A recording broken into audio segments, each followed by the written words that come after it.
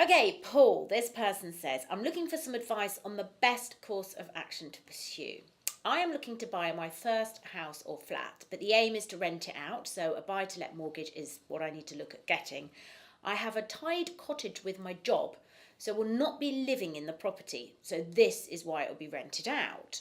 What's the best option to go on? Because I know banks don't like giving a first-time buyer a buy-to-let mortgage. I'm aware of the other regulations around the different types of mortgages and that at least a 25% deposit is required, which I have the savings for to cover this large deposit. Okay. I think there's a couple of parts to that question. The mention about buying the first property and whether that becomes a buy-to-let because of the tied cottage or whether they're buying a buy-to-let anyway is something that needs to be determined there, I suppose, from a property perspective. And on the mortgage side, there isn't really, there's just the option of the first-time buyer mortgage, isn't there? They are a first-time buyer. Yeah. They said there that lenders don't like lending to first-time buyers. That's not necessarily true. Different lenders have different criteria. Okay. So some lenders just won't lend to first-time buyers, whereas others will. Some lenders will look solely at the property and the rent that property generates, and not so much at the person who's buying. And others want to look very much at the person who's buying. So there's a very broad criteria out there from a mortgage perspective. There would likely be options available to this person, especially given they said they've got the 25% deposit. There would quite likely be options available depending on their financial position, the property they're planning to buy. Yeah. So far as other options, what they should buy, so far as from a property perspective, will be determined, I think, by whether they plan to use that for personal use in the future. In the future, yeah. Or whether this is solely just an investment. Yes, okay. Sounds like it is going to be their first house or flat, but they're just not in a position at the moment. At least this is what I glean from this. To live there, there's no point at the moment. Well, they have the tied cottage, so it doesn't make any much sense. So if that's the case, if they're buying the place to live, then that's a personal decision.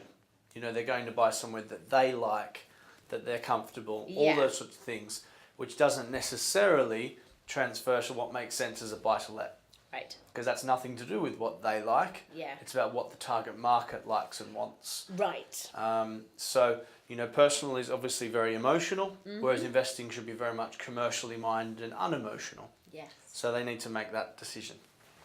Okay. So they could get a buy-to-let mortgage, though.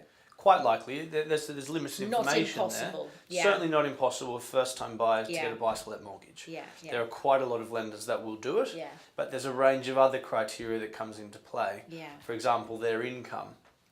Some lenders will look at the property, where it is, what it is, the value of the property, and what their personal situation is. And this is the thing that always amazes me about this show is there are so many unique situations that come up. This is why we never run out of questions, because people are like, this is my situation. So I guess that's where you've got to just go, this is it.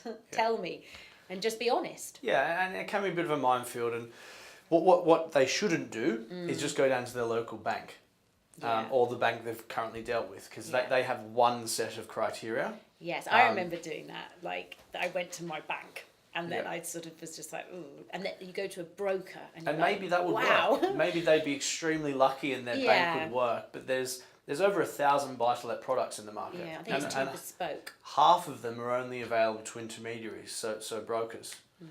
So you're limiting yourself very much by trying to go out and navigate that minefield yourself. Yes.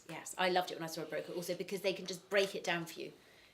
Without, it's not an idiot's guide, but it's kind of, here is the clear information that you need to know. Yeah. And I've got all the kind of complex issues at the back. Well, it's like being sick and Googling your symptoms. It's going that's never a good idea. to lead you down the wrong path, isn't it? Whereas if you're sick, you go to the doctor, you'll find out what's wrong with you. And this is why my partner thought he had pleurisy, but he didn't. He just slightly hurt his rib. That's another story. Okay, thank you so much, guys.